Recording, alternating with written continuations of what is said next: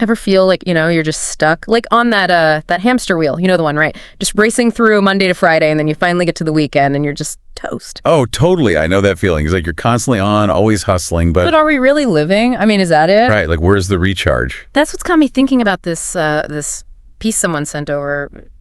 It's about, flipping the script. Flipping the script. How? Instead of work, then rest.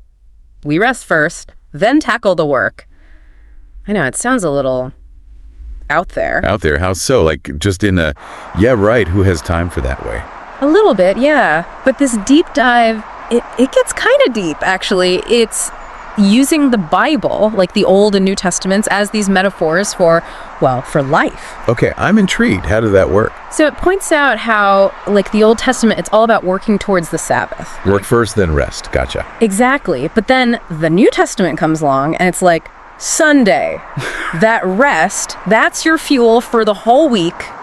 Interesting. So it's not just about the day itself. It's about shifting your whole mindset around it. Right. And that's where I think it goes beyond just like religion, It's about being intentional no matter what you believe. Okay, I'm with you. So how do they connect the dots between this biblical rest and, our everyday lives? That's what I love about this piece. It's got all these like vivid images. It talks about being anointed with fresh oil, flourishing like a palm tree. Okay, that's pretty visual. Right. And it even mentions like being fat and full of sap in old age, which, I don't know, I kind of like the sound of that. Right. Sign me up. But okay, what does all that actually mean though, with the takeaway for like how we live? That's the $1 million question, right? Yeah. So, I mean, obviously it's not just about like sleeping in on Sunday or anything. It's got to be deeper than that. What do you think? I think it's about, it's got to be about finding what truly renews you, like what fills your cup. And not just physically, but mentally, emotionally, even spiritually, Okay, yeah, like that fresh oil image, right? That's different for everyone. For sure. For some people, it might be spending time in nature or getting lost in a good book, maybe. For others, it's that deep conversation with someone they love or losing themselves in a creative project. Totally. Like for me, honestly, it's when I can carve out a Sunday afternoon, just me and a project, like painting or writing. It's like hitting the reset button in my brain. There you go. You found your fresh oil. I feel it. But I can also see how someone might hear this whole rest then work thing and think, wait, so I just like chill and good things magically happen? Absolutely. It's easy to misinterpret that. And actually the piece, it addresses that head on. It does. Yeah, it's very clear that this isn't about just being passive. Like you don't just wait for blessings to fall into your lap. It's more about tapping into something, an inner strength, a clarity that then empowers you to go after what you want. Makes sense. It's like you're not just recharging your batteries, you're like upgrading your whole operating system. Exactly. And it's only from that place of being grounded and renewed that you can actually go out and, create the life you want. Yeah, that makes me think of that image they use, the palm tree, right? It can stand tall, weather any storm, because it's got those deep roots. There you go. That resilience, that strength that comes from, it comes from being grounded, not just from relaxing. That's a good distinction. So much of the self-help stuff out there makes it sound like we should be on all the time. It's true. It's all hustle, hustle, hustle.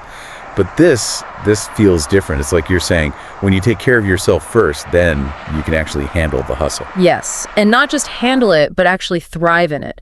Because you're coming from a place of, like you said, being grounded. Exactly. And think about it this way. When you're making time for rest, for renewal, you're investing in your most valuable asset, yourself. It's true. We don't often think about it like that, do we? It's always me, time is selfish, got to be productive. Right. But really, you're sharpening your focus. You're boosting your creativity. You're enhancing your overall well-being, It's like you're giving yourself a mental and emotional tune-up. Yes, a tune-up so you can perform at your best. I love that analogy.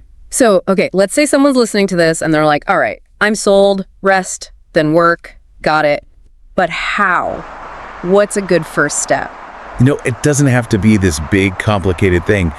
Honestly, just start small, block out, I don't know, even just a few hours every week. Yeah, be intentional about it. Exactly. And disconnect from work, from your phone, from all the digital noise. Maybe it's Sunday evening, maybe it's a Tuesday morning before the craziness hits.